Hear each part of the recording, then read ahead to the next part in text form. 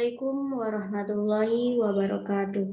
Perkenalkan, nama saya Tria Harpianingsih, Prodi Bimbingan dan Konseling NIM 2019141014 dari Universitas PGRI Palembang. Baiklah, di sini saya akan menjelaskan tentang BK Karir di SLTP. Selamat menyaksikan.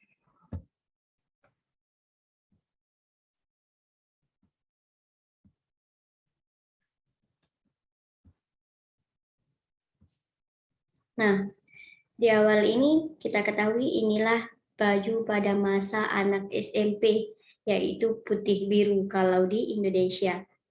Kita lanjutkan terkait dengan karakteristik dari siswa SLTP.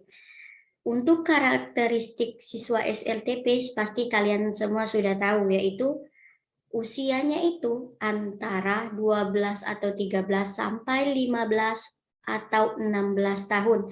Itu adalah usia yang wajar dalam kalau anak itu masih di bangku SMP. Nah, selain dari karakteristik tadi, ada tugas-tugas pokok perkembangan yang harus dicapai oleh anak SMP. Misalnya, mengenal kemampuan bakat, minat, serta arah kecenderungan karir. Nah, di sini anak SMP itu harus mengenal bakat dia, minatnya, serta kecenderungan karirnya, bagaimana anak itu akan melanjutnya karir ke depannya sesuai dengan bakat dan minat yang ada pada dirinya. Jika anak tidak mengetahui bakat dan minatnya, di sini kita sebagai konselor atau guru BK bisa membantu anak tersebut untuk mencari bakat dan minatnya. Yang kedua, mengembangkan pengetahuan dan keterampilan untuk pendidikan lanjutan. Maksudnya, di bangku SMP ini anak harus bisa mengembangkan pengetahuannya, keterampilannya, agar anak ini bisa kalau melanjutkan ke SMA sudah ada bekal, ataupun melanjutkan ke SMK sudah ada bekal bagaimana keterampilan yang harus dia kembangkan lebih lanjut lagi. Yang ketiga, mengenal gambaran dan mengembangkan sikap pribadi yang mandiri. Di sini, anak SMP harus berusaha bersikap mandiri. Misalnya, tidak selalu semuanya itu dilakukan oleh orang tua, tetapi anak itu bisa melanjutkannya atau melakukannya sendiri. Yang keempat, yaitu mengarahkan diri pada peranan sosial sebagai pria atau sebagai wanita, di mana ketika di lingkungan sosial, anak itu harus bisa bertingkah laku sebaik-baiknya perempuan dan sebaik-baiknya laki-laki sesuai dengan ketentuan yang sudah ada. Lanjut. Perkembangan kemampuan berpikir anak pada masa SMP ini sudah berada pada tahap operasional formal.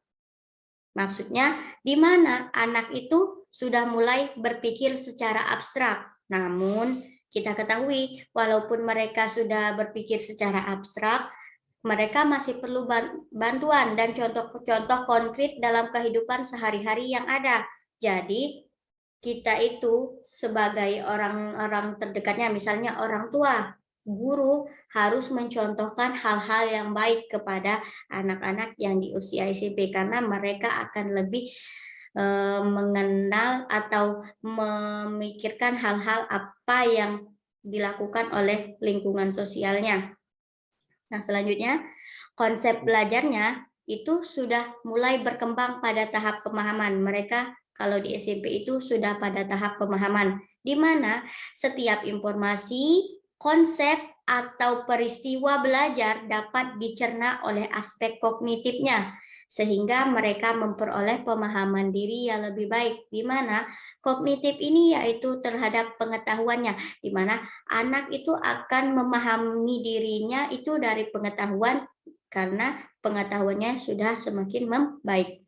Selanjutnya, berada pada tahap perkembangan remaja atau sedang mengalami masa pubertas dan mencari identitas diri. Maksudnya di sini, anak-anak usia SMP itu adalah anak-anak usia peralihan dari SD, di mana sudah mulai memasuki masa pubertasnya, sudah mengalami menstruasi, sudah mengalami mimpi basah, atau sebagainya. Selanjutnya, anak-anak di SMP ini juga mulai mencari identitas dirinya, mencari identitas yang ada pada dirinya, berbeda dengan di SMA. Kalau di SMA itu sudah mencari jati dirinya. Selanjutnya, tujuan BK Karir di SLTP. Nah, untuk tujuan ini ada tujuan umum dan tujuan khusus. Untuk tujuan umumnya yaitu membantu siswa dalam pemahaman dirinya dan lingkungan, dalam pengambilan keputusan, perencanaan, dan pengarahan kegiatan-kegiatan yang menuju kepada karir dan cara hidup yang akan memberikan rasa kepuasan karena sesuai serasi dan seimbang dengan dirinya dan lingkungan. Di mana di sini kita sebagai guru BK atau konselor akan membantu mereka, membantu siswa tersebut untuk memahami dirinya, dalam bagian misalnya mereka ingin melanjutkan pendidikan, kita harus bisa membantu mereka dalam mengambilkan keputusan yang baik, tetapi kita tidak boleh menyarankan, hanya membantu mengarahkan.